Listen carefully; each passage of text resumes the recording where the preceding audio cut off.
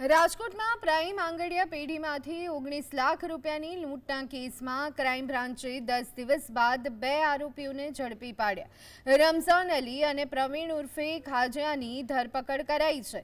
Police તપાસમાં મુખ્ય આરોપી આસુ અને ઈલુ હોવાનું સામે આવ્યું, જે હાલ ફરાર છે।